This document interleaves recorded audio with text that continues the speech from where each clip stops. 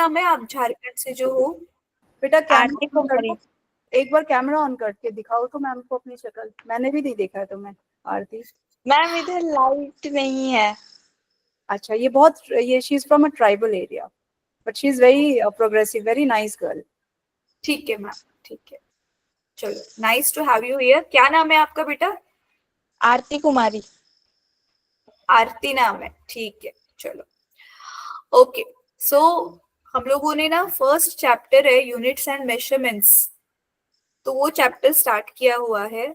तो उसमें बेसिक्स से स्टार्ट किया था, फिजिकल क्वांटिटी क्या है, स्केलर्स क्या है, वेक्टर्स क्या है। उसके बाद में यूनिट्स को हम यूनिट्स में फंडामेंटल यूनिट्स कौन से है, डिराइव्ड यूनिट्स कौन से है, डायमेंशंस क्या होता है, ये सारी चीजें अब तक हो गई है। इवन हम लोगों ने ऑनलाइन ही फर्स्ट एक्सपेरिमेंट भी कर लिया जहां पे वर्नियर कैलिपर्स यूज करना है। तो ये सारे टॉपिक्स के लिए ना बेटा आप थोड़ा सा फिर फिलहाल के लिए यूट्यूब पे गो थ्रू करो। मैम स्कूल में हो गया है फर्स्ट चैप्टर। हो गया ना, ठीक है। हाँ। तो अभी आज जो है हम एरर्स के बारे में सीखने वाले। तो मैं पहले टेक्स्ट बुक शेयर करती हूँ, एक मिनट रुको।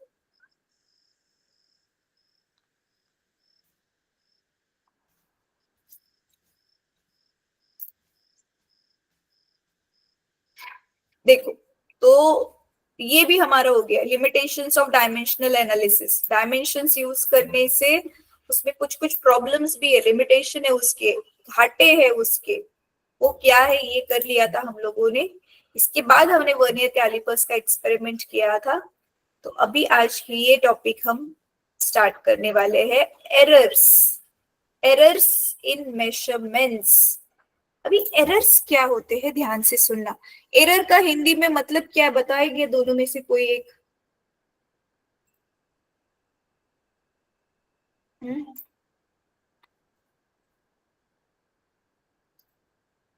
एरर्स को क्या बोलते हैं? एरर मतलब गलती, समझ में आ रहा है? एरर यस मतलब मैम। गलती होना। यस हाँ, मैम। गलती होगी तो उसके वो, यानी कि देखो अभी पहले ना काउंटिंग क्या होती है और मेजरमेंट क्या होती है वो पहले समझ लो। काउंट करना मतलब क्या? अभी जैसे कि समझो आपके घर में कितने लोग हैं, सिर्फ 1 2 3 4 काउंट करना है उसमें, यस और नो? तो उसको बोलते काउंटिंग। और मेजरमेंट, जैसे हमारे चैप्टर का नाम है यूनिट्स एंड मेजरमेंट्स नाम है ना, तो मेजर करना मतलब क्या? जहां पे हमें कोई ना कोई इंस्ट्रूमेंट का यूज करके मेजर करना पड़ता है। जैसे कि फॉर एग्जाम्पल अभी आपके घर के मेंबर आपने काउंट कर लिए, कौन से घर के मेंबर कितने काउंट कर लिए, 1 2 3 4 5। तो ये हो गया सिर्फ काउंटिंग करना। और मेजरमेंट, अभी आप उनकी प्रॉपरली हाइट मेजर कर रहे हो, तो वहां पे हाइट मेजर करने के लिए हमें स्केल की जरूरत पड़ेगी ना। तो मेजरमेंट मतलब हम कोई तो इंस्ट्रूमेंट से वो वैल्यू को नाप रहे हैं, तो उसको बोलते हैं मेजरमेंट। तो ये मेजरमेंट करने में ही हमसे कुछ गलती हो सकती है या किसी और रीजन से गलती हो सकती है, उसी को बोलते हैं एरर्स। तो गलती ढूंढ के उसे ठीक करने के लिए गलती क्या हो रही है वो तो पता होना चाहिए, राइट? तो यही है वो एस्टिमेशन ऑफ एरर्स। अच्छा, ये नेक्स्ट वाला टॉपिक है। फिलहाल एरर्स हम सीखेंगे, एरर्स इन मेजरमेंट्स। तो पहले टाइप का एरर है सिस्टमैटिक एरर्स। मतलब क्या? सिस्टमैटिक एरर्स मतलब क्या? देखो, यहाँ पे अगर आप रीड करोगे तो ये नॉट डिटरमाइंड बाय चांस, मतलब बाय चांस हो गया, गलती से हो गया एरर कुछ, तो ऐसा नहीं है। But introduced by an inaccuracy either the observation और मेजरमेंट प्रोसेस। जब हम ऑब्जर्व कर रहे हैं, रीडिंग या नाप रहे हैं, उस समय पे एरर होता है। किस वजह से हो सकता है? ड्यू टू, ये देखो यहाँ रीजन लिखे हुए हैं, imperfect calibration of the instrument, या तो sometimes imperfect method of observation. अभी ये calibration, imperfect calibration of instrument क्या होता है वो 1 by 1 में सभी एक्सप्लेन करने वाली हूँ। तो फिलहाल के लिए सिर्फ इतना समझ लो, सिस्टमैटिक एरर में या तो जो इंस्ट्रूमेंट हम यूज कर रहे हैं उसमें कुछ तो गड़बड़ है, या तो जो इंसान उस इंस्ट्रूमेंट को यूज करते समय जो रीडिंग ले रहा है उसी से कुछ गड़बड़ हो रही है। तो हम उस टाइप के एरर को क्या बोलते हैं, सिस्टमैटिक एरर। तो यहाँ पे इसलिए देखो, the sources of systematic errors are as follow. तो सिस्टमैटिक एरर के कितने टाइप्स है, 2 टाइप्स है। एक है इंस्ट्रूमेंटल एरर और दूसरा क्या है, error due to imperfection in experimental techniques. जो टेक्निक हम एक्सपेरिमेंट करते समय यूज कर रहे हैं उसमें कुछ ना कुछ गड़बड़ी है। तो एक एक करके मैं एक्सप्लेन कर रही हूँ, सो डोंट वरी। तो देखो, पहला क्या है, instrumental error. Of course instrument में कुछ तो गड़बड़ी है, due to defective calibration of an instrument. मतलब क्या, अभी ये एग्जाम्पल के साथ एक्सप्लेन कर रही हूँ। वर्नियर, अच्छा आरती, आपने वर्नियर कैलिपर्स यूज किया क्या कॉलेज में या देखा है? नहीं मैम। आपका कॉलेज चालू हुआ आपका? Yes ma'am. ठीक है, कब चालू हुआ?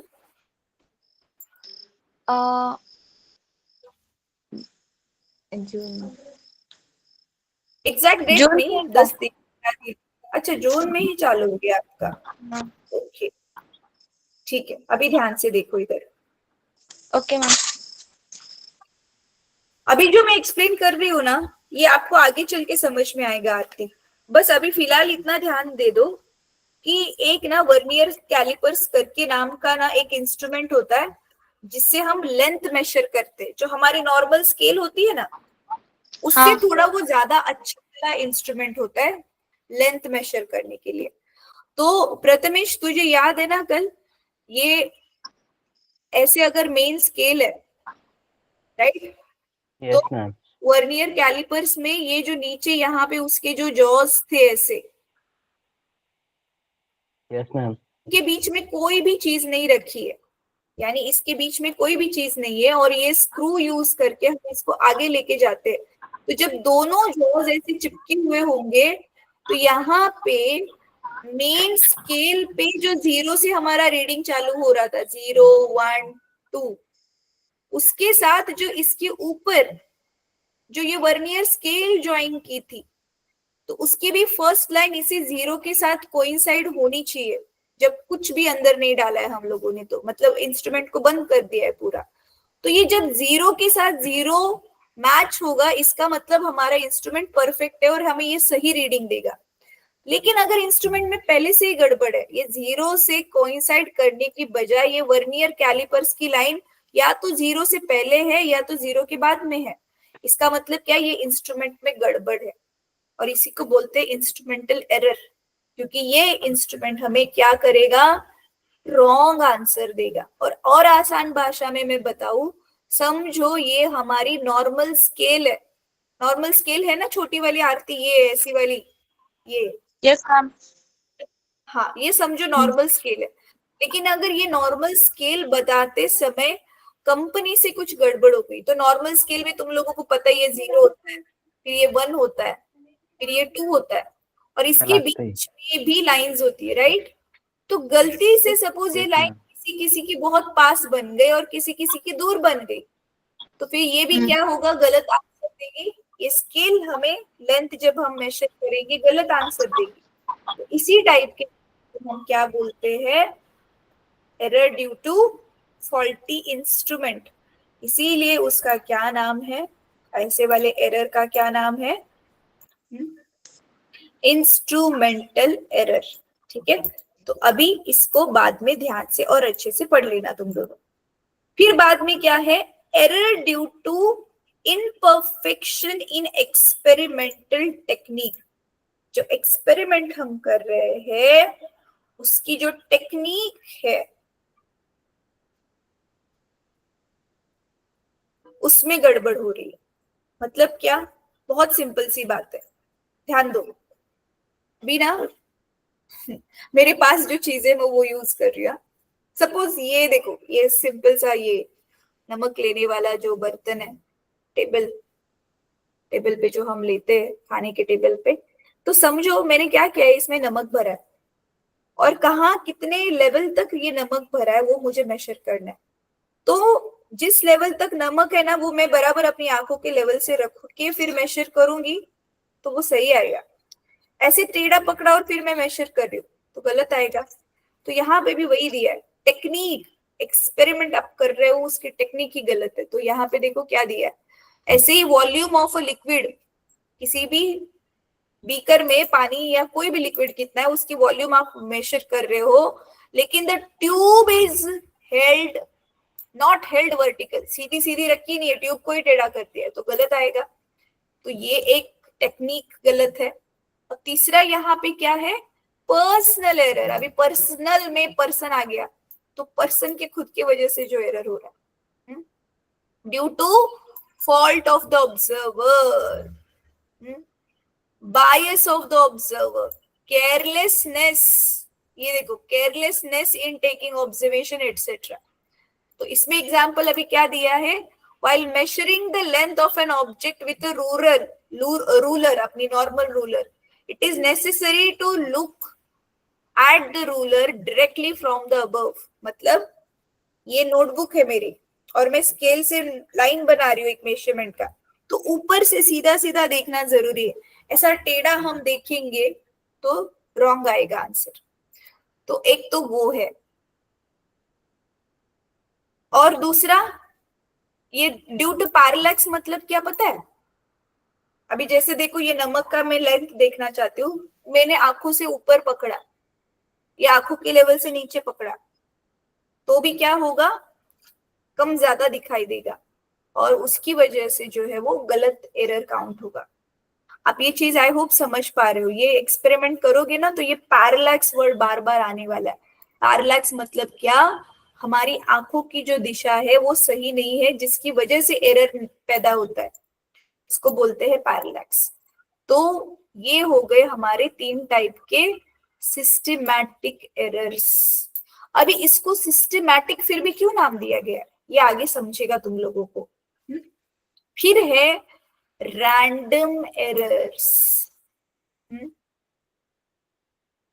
ये रैंडम एरर कब पैदा होता है, सिस्टमैटिक एरर पता है सिस्टमैटिक क्यों नाम बोला गया है, क्योंकि एक्सपेरिमेंट करने के जो जो प्रिकॉशंस है, प्रिकॉशंस मतलब आप समझते हो ना, कौन सी चीजें हमें ध्यान में रखनी चाहिए उसको बोलते हैं प्रिकॉशन। एक्सपेरिमेंट करते समय अगर आपको सही रिजल्ट चाहिए, सही तरीके से एक्सपेरिमेंट फिर करना होगा, उस समय कौन कौन सी चीजें ध्यान में रखोगे, मराठी में जिसको बोलते कि कशाची आपण काळजी घेणार, तो कौन सी चीजें आप ध्यान में रख के एक्सपेरिमेंट करोगे, तो वो ध्यान में रख दी चीजें, तो ये सिस्टमैटिक एरर्स हम काफी हद तक अवॉइड कर सकते हैं, सिस्टमैटिक एरर रिमूव हो जाएगा।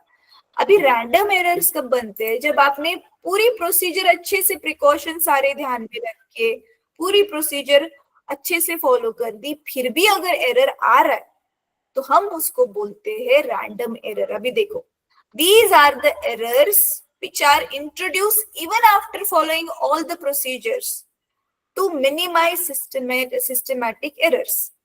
These type of errors may be positive or negative. These errors cannot be eliminated completely. इन्हें पूरी तरह से निकाल ही नहीं सकते हम लोग, लेकिन हम उसे मिनिमाइज कर सकते हैं। मिनिमाइज मतलब क्या, कम से कम वो एरर आए ये हम ध्यान में रख सकते हैं। कैसे, रिपीटेड ऑब्जर्वेशंस, बार बार। इसीलिए देखो अभी आप ना 10th स्टैंडर्ड में आपने किया होगा एक्सपेरिमेंट, प्रथमेश तूने किया था, ओम्स लॉ किया था 10th स्टैंडर्ड में, एक्सपेरिमेंट किया था क्या? No ma'am. अच्छा आरती तूने किया था? बस थ्योरी कराया गया था, प्रैक्टिकल नहीं। हाँ, तो एक्चुअली क्या होता है ना, हम लोग ना, हमारा अभी प्रैक्टिकल, हाँ मैं बताती प्रैक्टिकल हूँ। में ही कर रहा है। रिपीटेड ऑब्जर्वेशन मतलब क्या ना, कल हम लोगों ने प्रथमेश एक ही ऑब्जर्वेशन लिया, हमने क्या किया, वो 2 जॉज के बीच में बॉल को रख के एक ही बार उसका डायमीटर नापा, लेकिन एक्चुअल में जब तुम लोग लेबोरेटरी में जाओगे ना, हम क्या करेंगे मालूम है, वो गोले को रख दिया, एक बार डायमीटर नापेंगे, फिर गोले को निकाल के वापस अभी थोड़ा उसको घुमा के फिर एक और बार रखेंगे, फिर वापस निकाल के अभी दूसरा एक और बार घुमा के, ऐसे 5 रीडिंग लेते हैं, 3 से 5 रीडिंग लेते हैं। क्यों? क्योंकि जितने ज्यादा रीडिंग लेके हम उसका मीन निकालेंगे, यानी उसका एवरेज निकालेंगे, उसको जिसको सरासरी बोलते हैं वो निकालेंगे, तो ज्यादा एक्यूरेट आंसर मिलने के चांसेस होते हैं। मतलब जो सचमुच में उस गोले का जो डायमीटर है उसके नजदीक का आंसर हमें मिलने के चांसेस होते हैं। तो ये आप लोगों को जब एक्सपेरिमेंट करोगे ये वाली पॉइंट और ज्यादा अच्छे से समझ में आएगी। फिलहाल इतना याद करो कि हम बार बार ज्यादा ऑब्जर्वेशन ले रहे हैं और उन सबका मीन यानी उसका एवरेज निकाल रहे हैं। ठीक है, फिर दूसरा क्या दिया हुआ है, हाँ यहाँ पे वही दिया है, देखो, टेम्परेचर में change during the course of experiment, pressure or any gas used in the experiment may change, और voltage of power supply may change randomly। अचानक से एक्सपेरिमेंट करते करते टेम्परेचर चेंज हो गया, तो आपको पता है ना टेम्परेचर की वजह से काफी सारी चीजें चेंज होती है। जैसे कि फॉर एग्जांपल पिछले साल आप लोगों ने रेजिस्टेंस ऑफ वायर कैसे निकालते वो ओम्स लॉ से सीखा, तो लेकिन वहां पे याद है आपको ओम्स लॉ का स्टेटमेंट क्या था, when the physical conditions of the conductor are kept constant, मतलब टेम्परेचर कांस्टेंट होना चाहिए तो ही potential difference is directly current is directly proportional to applied potential difference। याद है प्रथमेश? विद्युत Yes, ma'am. धारा, विद्युत धारा ही कशाला Yes, ma'am. समानुपाती असते? विभवांतराला। तो applied Yes, ma'am. Potential difference पे करंट डिपेंडेंट है, लेकिन कब? जब टेम्परेचर, तापमान सेम है तब। लेकिन अगर टेम्परेचर चेंज हो गया तो इसमें भी चेंज आएगा। तो यही टेम्परेचर चेंज हो गया, गैस चेंज हो गई, ह्यूमिडिटी चेंज हो गई, मतलब बाहर जिस लेबोरेटरी में हम एक्सपेरिमेंट करें उधर कुछ भी और चेंजेस आए और उसकी वजह से अगर एक्सपेरिमेंट के रिजल्ट पे फर्क पड़ा, यही इसको इसीलिए बोलते हैं रैंडम एरर। रैंडम मतलब क्या? किसी भी रीजन से अचानक से वो एरर निकल के आ गया जिसको हम अवॉइड नहीं कर सकते, तो इसको हम मिनिमम करने की कोशिश करते हैं, पूरी तरह से हम इसको निकाल नहीं सकते। माना यहाँ पे ये वाली रैंडम एरर की वजह से जो गलती होने वाली उसको पूरी तरह से हम अवॉइड नहीं कर सकते। ठीक है, इजी था ये, 3 टाइप के एरर समझ में आ गए। सिस्टमैटिक एरर में 3 टाइप्स है और चौथा जो है वो रैंडम एरर है। ठीक है, अभी एस्टिमेशन ऑफ एरर, एस्टिमेट करना माना अंदाजा लगाना, एस्टिमेशन मतलब अंदाजन। तो एस्टिमेशन ऑफ एरर मतलब कौन सा एरर हो सकता है उसका अंदाजा लगाना। ठीक है, तो अभी यहाँ पे देखो बहुत ही सिंपल चीज जो मैं बोल रही थी ना, मीन मीन मीन, तो ये उसी का फॉर्मूला दिया हुआ है। क्या किया हुआ है यहाँ पे, हम लोग एक ही रीडिंग, एक ही चीज का रीडिंग बार बार लेंगे। समझो हमने n टाइम्स वो रीडिंग ले लिया और वो सारे रीडिंग से उसको ऐड कर देंगे और कितनी बार रीडिंग लिया उस नंबर से डिवाइड कर देंगे। तो इससे जो आंसर आएगा ये जितना हो सके उतना परफेक्ट आएगा। सो इससे क्या होगा, अभी ये एब्सोल्यूट एरर क्या है ये ध्यान दे लो। अभी यहाँ से ना थोड़ा सा मैथ्स का पार्ट चालू हो रहा है, तो ये मैं आपको ना एग्जाम्पल ले करके एक्सप्लेन करती हूँ।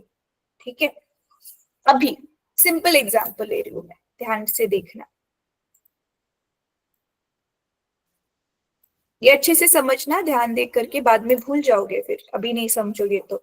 एब्सोल्यूट एरर क्या है, मीन एब्सोल्यूट एरर क्या है, ये आपको एग्जाम्पल पूछेंगे सॉल्व करने के लिए। मैथ्स जैसा क्वेश्चन आएगा, न्यूमेरिकल आएगा, तो ध्यान से समझना।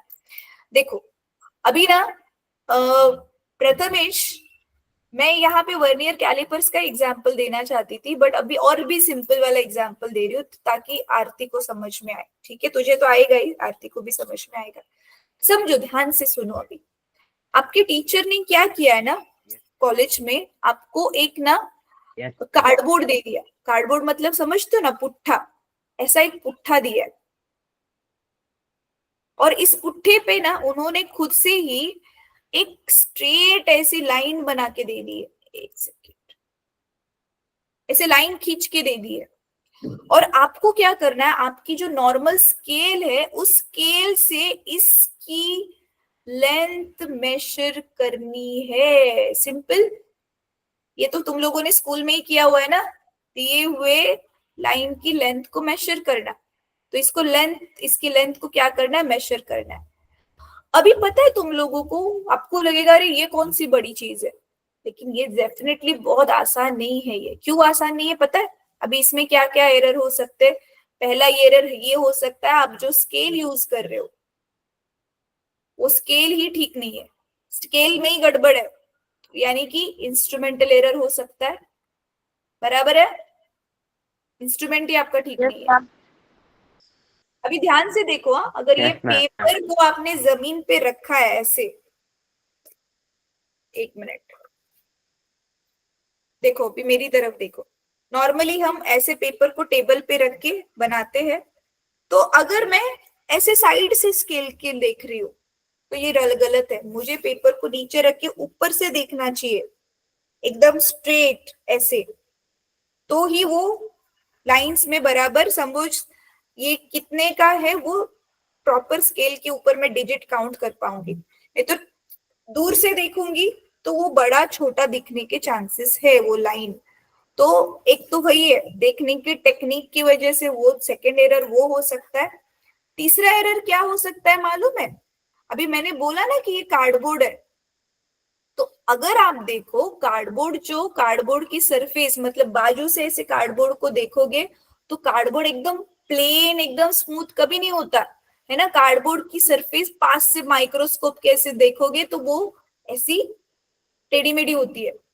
अभी उसकी वजह से इसी के ऊपर अगर आप स्केल रख रहे हो तो वो ऑलरेडी जो टेढ़ा मेढ़ा है उसकी वजह से क्या होगा, स्केल भी थोड़ी सी दिखाई नहीं देता लेकिन ऊपर नीचे होगी, और उसकी वजह से भी एरर आ सकता है। तो बहुत सारे, इसीलिए मैंने कहा कि ये लेंथ नापना हमें लगता है ये तो बहुत सिंपल है, बट इतनी सिंपल चीज नहीं है।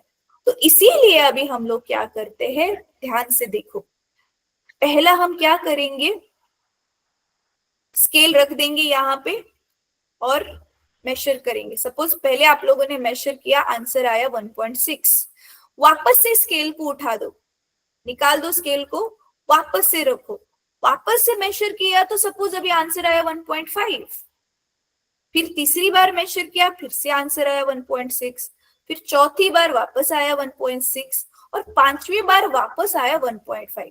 तो हमने टोटल कितनी बार मेजर कर ली, सेम ही स्केल से सेम ही लाइन की लेंथ मेजर कर ली, ये इतनी बार, कितनी बार मेजर की, 5 बार। 5. तो इसको हम नाम देंगे, पहला, हाँ पहला जो रीडिंग था हम इसको नाम देंगे A1, A1 आया हमारा 1.6, दूसरा A2 नाम देंगे, वो आया 1.5, A3 कितना आया 1.6, A4 कितना आया 1.6 और A5 कितना आया 1.5।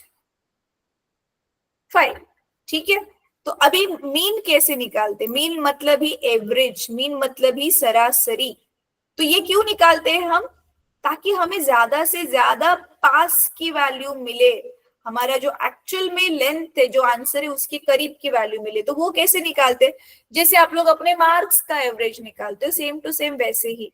तो ए मीन यानी कि लेंथ का मीन, तो मीन का क्या फॉर्मूला होता है पता है, total number of observation, sum of total observation, जितने भी ऑब्जर्वेशन है ना सबका सम कर दो, ऐड कर दो, sum of observations upon total number of observation, कितनी बार आपने ऑब्जर्वेशन लिया है, टोटल नंबर ऑफ ऑब्जर्वेशन। एक मिनट, मैं ये ऑब्जर्वेशन शॉर्ट में लिख रही हूँ, ठीक है। तो यानी कि हमें क्या करना पड़ेगा, A1 plus A2 plus A3, कहाँ तक, A5 तक, है ना, 5 वैल्यू ली है ना हमने, और टोटल कितने रीडिंग लिए हमने, 5 Yes, ma'am. रीडिंग लिए, 5. ठीक है। तो आंसर फिर, हाँ तो फिर हमारा एक्चुअल में फिर मीन लेंथ कितना आएगा इस लाइन का, हम सभी को ऐड करेंगे, 1.6 plus 1.5 plus 1.6 plus 1.6 plus 1.5 upon 5। तो इसका जो आंसर है मुझे लगता है ये इतना ऐसा कुछ तो आएगा, 1.55 आएगा इसका मीन। करके देखना कैलकुलेशन, मुझे लगता है ये इतना ही आएगा। तो तुम लोग देख सकते हो कि मतलब इसका आंसर 1.5 और 1.6 के बीच में आया। जितना हो सके उतना एक्यूरेट लाने की कोशिश की। तो ये मीन निकाल दिया। अभी मीन एरर मतलब क्या? क्या दिया हुआ है? एक तो है mean error, mean absolute error है, और दूसरा रिलेटिव एरर करके भी है। अभी मीन एरर का मतलब क्या? एब्सोल्यूट एरर एक है, मीन एब्सोल्यूट एरर एक है। तो एब्सोल्यूट एरर मतलब क्या? Difference between mean value and each individual value. अभी इसका देखो हम टेबल बनाते हैं, इजी कर देते इसको कि कैसे करना है। ध्यान से देखो,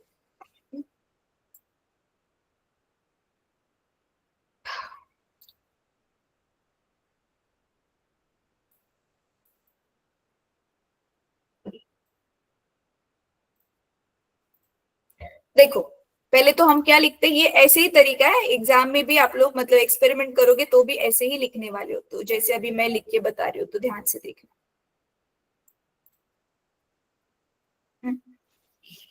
पहले हम क्या करेंगे,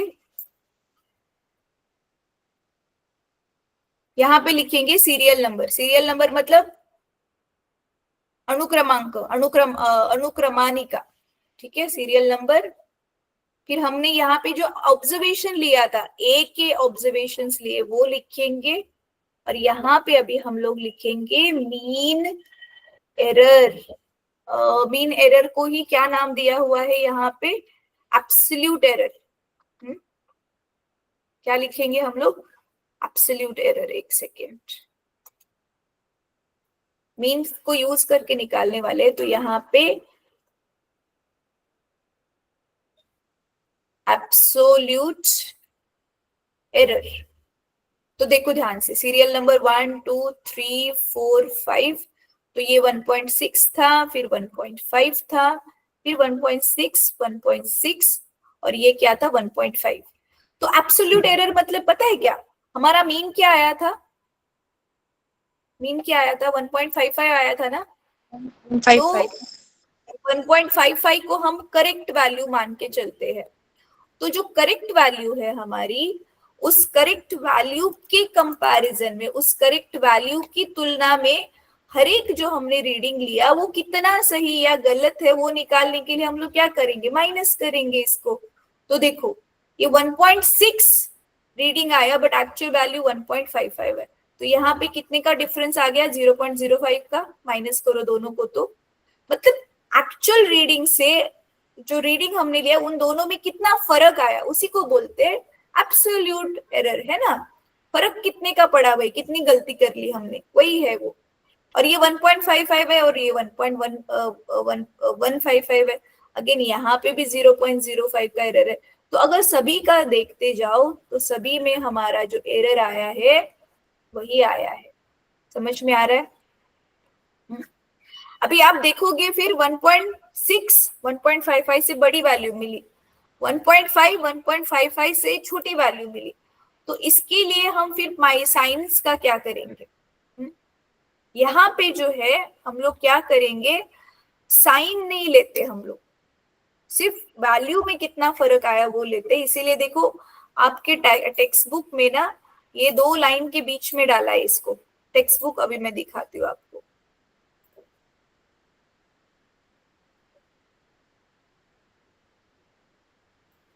देखो इधर दिख रहा है डेल्टा A1, ये जो मैंने माइनस किया ना, यही देखो, ये मीन वैल्यू हमारी क्या आई थी?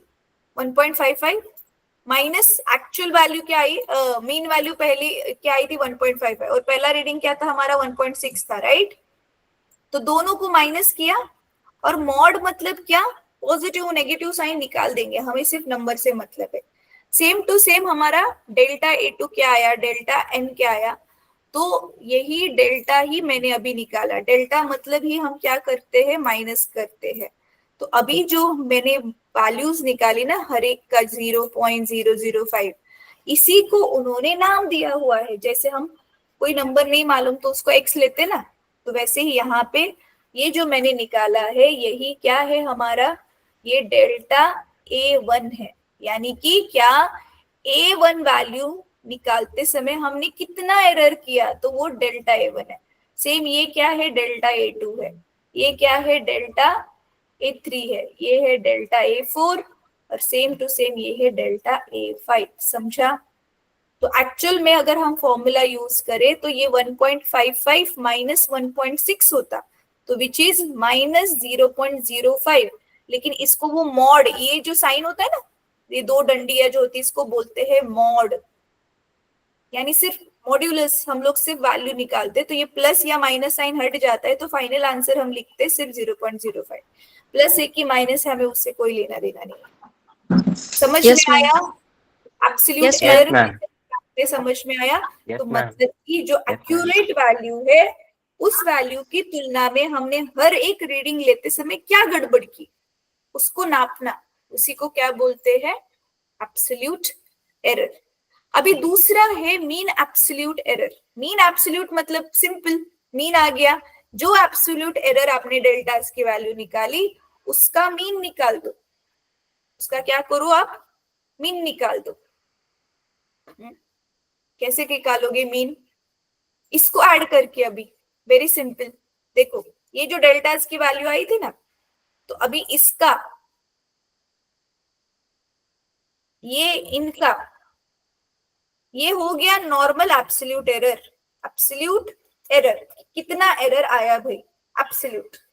और अभी मीन एब्सोल्यूट एरर मतलब इन सबका ओवरऑल, एक एक रीडिंग निकालते समय हमने ये गड़बड़ की, तो ओवरऑल सारे रीडिंग निकालते समय हमने कितनी गड़बड़ की वो कैसे पता चलेगा। अगेन हम मीन निकालेंगे, एवरेज निकालेंगे, तो क्या करेंगे हम, ये delta A1 plus delta A2 plus delta A3 up to delta A5 करके इसको फिर से 5 से डिवाइड करेंगे। यानी ओवरऑल पूरा एक्सपेरिमेंट करते समय हमने क्या गड़बड़ की है, वो ये पूरे एक्सपेरिमेंट का एरर हमें मिलेगा। तो ऑब्वियसली इसका आंसर क्या आएगा, सारी ही वैल्यू 0.005 है, तो आप जानते हो ये 5 तक ऐसे 0.05 है और डिवाइडेड बाय 5, तो इसका आंसर 0.05 ही आएगा, राइट। यानी ओवरऑल हमने पूरा एक्सपेरिमेंट करते समय हर एक वैल्यू में कितने की गड़बड़ की, लगभग 0.05 की गड़बड़ की। वो तो दिख ही रहा है, पहले वैल्यू में भी 0.05 की गड़बड़ की, नेक्स्ट में भी उतनी गड़बड़ की। अभी यहाँ पे तो मैंने अपनी मर्जी से लिए थे, तो जरूरी नहीं है हर बार आपका 0.05 आएगा, है ना, हर बार अलग आंसर इधर भी आ सकता है। तो इसीलिए हमने एवरेज हमने कितनी गड़बड़ की है, तो वो एवरेज इसका यहाँ पर निकाला। तो फिर फाइनल रीडिंग जब हम तो ये हो गया, ये था हमारा एब्सोल्यूट एरर और ये हमारा हो गया मीन एब्सोल्यूट एरर, क्योंकि ये एब्सोल्यूट एरर का हमने क्या निकाल दिया, यहाँ पर मीन निकाल दिया, इसीलिए इसको बोलते हैं मीन एब्सोल्यूट एरर। यहां तक समझा? Yes, ma'am. Yes, ma'am. हाँ, तो अभी देखो मीन एब्सोल्यूट एरर निकल गया हमारा।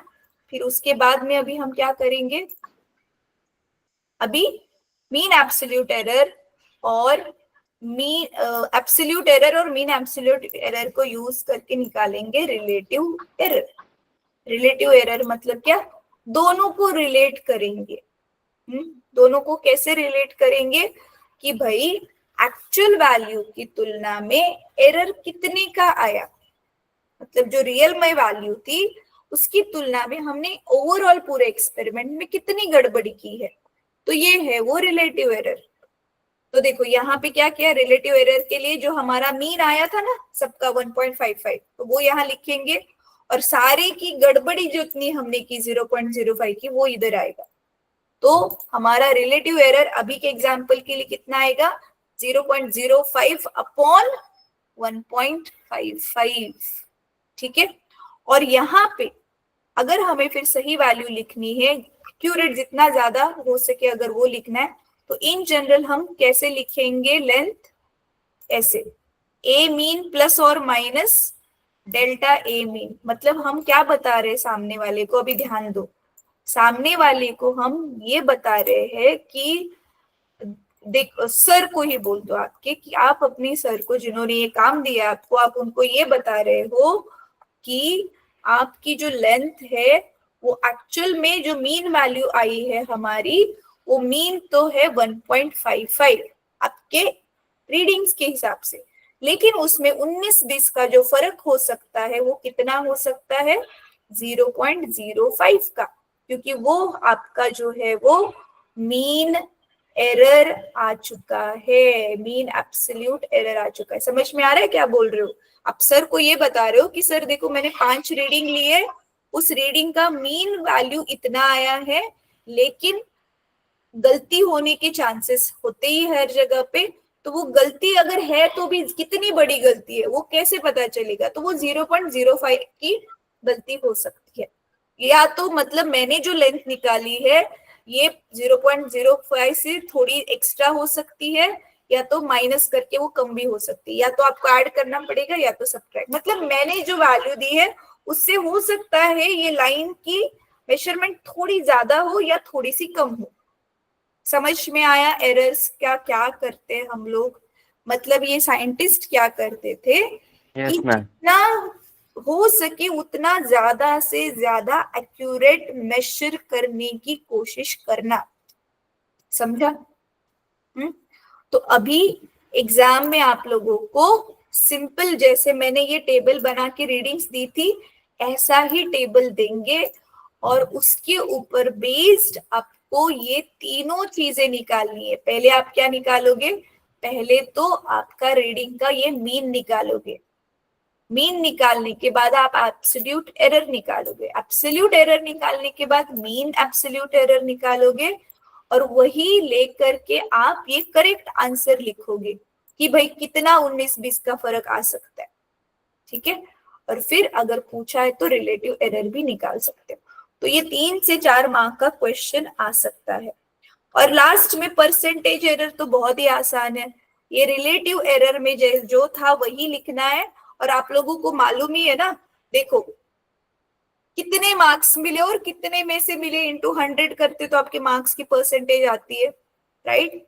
वैसे ही सेम कितना रीडिंग आना चाहिए था और उसमें से गलत कितना आया है, गलत कितने का एरर हुआ इधर, इंटू 100, तो हमें मिलेगा परसेंटेज एरर। तो टोटल अभी हमने कितने एरर्स निकाले, पहला तो निकाला एब्सोल्यूट एरर, फिर निकाला मीन एब्सोल्यूट एरर, 2 हो गए, फिर तीसरा निकाला रिलेटिव एरर, और चौथा निकाला परसेंटेज एरर्स, परसेंटेज एरर, ठीक है? तो अभी देखो इसी के ऊपर यहाँ पर एक क्वेश्चन सॉल्व किया है, वही देख जो मैं बोल रही थी वही वाला, the radius of a sphere measured repeatedly, bar bar radius, मैंने जैसे बोला ना, इधर से घुमा के गोला डाला वर्नियर कैलिपर्स में, फिर निकाला, फिर डाला, फिर निकाला, तो बार बार करने से जो वैल्यू मिली उस स्फीयर की डायमीटर की, देखो क्या है, 5.63, 54, 544, 540, 5.40, 5.35। अभी यहाँ पे क्या दिया है, determine the most probable value of radius, मतलब वही मीन निकालना है कि इन पांचों वैल्यूज में से कौन सी नजदीक की वैल्यू होगी कि जो उस गोले की एक्चुअल में डायमीटर है।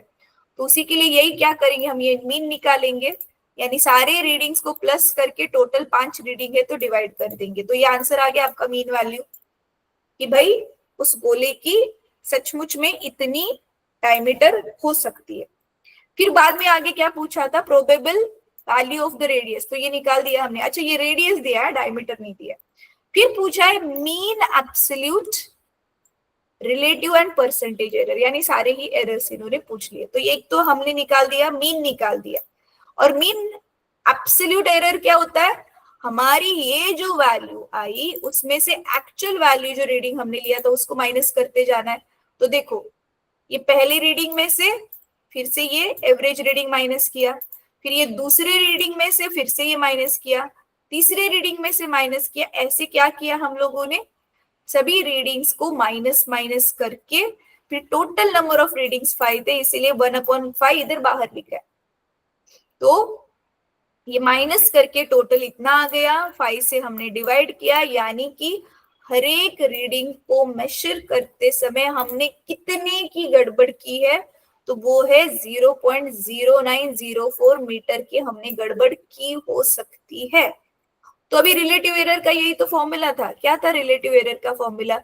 जो मीन वैल्यू है और हमने जो गड़बड़ की है उसको ही डिवाइड करना था। तो मीन वैल्यू क्या आई थी हमारी ये सबकी? 5.472, तो नीचे 5.472 लिख दिया। गड़बड़ी कितने की है ऊपर वो गड़बड़ी वाली वैल्यू लिख दी, और यानी कि हमने कितना किया है इसमें गड़बड़? 0.017 का हम लोगों ने गड़बड़ किया हो सकता है। और परसेंटेज निकालने के लिए इसी को 100 से मल्टीप्लाई किया था। तो 100 से मल्टीप्लाई करने के बाद आप जानते हो ना, ये पॉइंट 2 डिजिट से राइट में शिफ्ट होगा, तो आंसर आ गया 1.7%। समझ में आया यहां तक? Yes ma'am. Yes. Yes, ma'am. ठीक है, तो अभी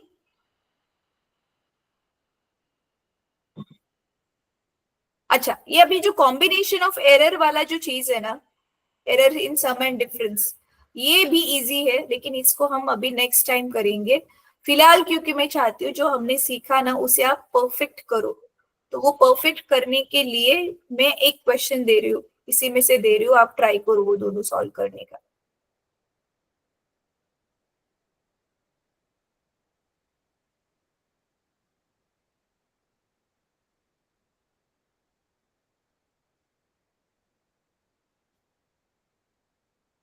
हाँ ये रहा, चलो ये ट्राई करो,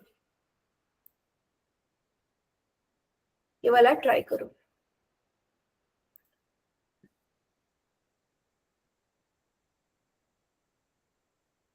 ये जो मैंने हाईलाइट किया है ना, ये वाला ट्राई करो। चलो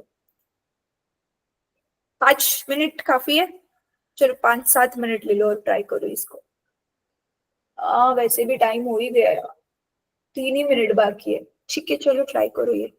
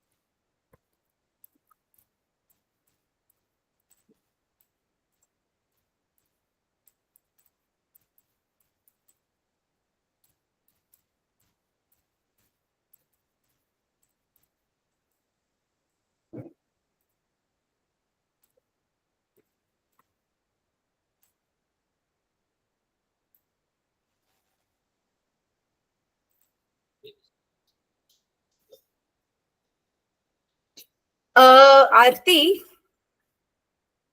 यस अभी मैम। तुम, हाँ ये दोनों भी जैसे भी वैल्यूज दी है, क्या करोगे इसको? पता है ना, चार कितने टोटल? 4 ही वैल्यूज दी हुई है। हाँ। ठीक है, चलो ट्राई करो। चारों का क्या करोगे? ऐड करके मीन निकालोगे? हाँ, मीन तो मीन 3.13 आया। 3.13 आया। तेरा कितना आया प्रथमेश?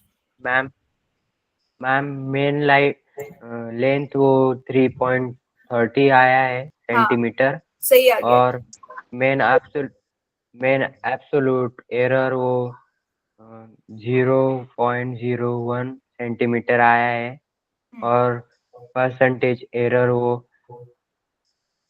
अप्रोक्सीमेटरी 0.32।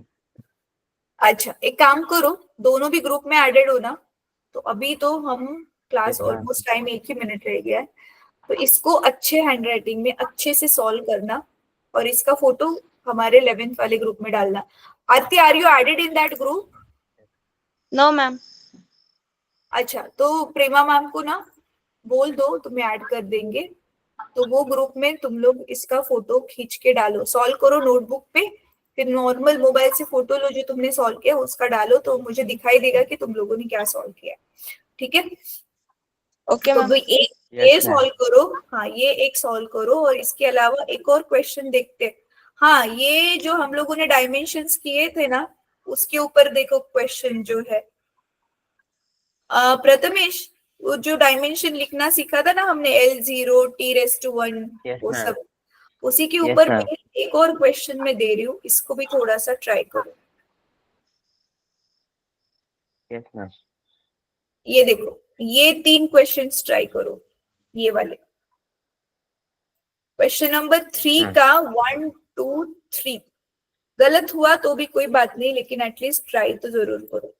ठीक है, तो इसमें वो डायमेंशन वाला क्वेश्चन भी है, और आज हमने जो एरर किए वो वाला भी क्वेश्चन है। अभी इसको सॉल्व करने के लिए तुम Yes, लोग ma'am. नेट पे कैसे सॉल्व किया है, या तुम्हारे पास सोल्यूशन है उसमें कैसे सॉल्व किया है, उसे रेफर करना है तो डेफिनेटली कर सकते हो, उसमें कोई गलत चीज नहीं है, लेकिन उसको समझने के बाद ट्राई खुद से सॉल्व करने का करना है। ठीक है, ओके मैम। तो ये 4 क्वेश्चंस का सॉल्व करके ग्रुप में फोटो डालो। ठीक है, तो चलो अभी Yes, आज ma'am. की क्लास यहाँ पे खत्म करते हैं। अभी हम लोग नेक्स्ट वीक मिलेंगे, तब तक ये पूरा चैप्टर अच्छे से रिवाइज कर लेना, नेक्स्ट वीक में ये चैप्टर पूरा हो Yes, ma'am. जाएगा हमारा। ठीक है, Yes, ma'am. Yes ma'am. Yes, ma'am.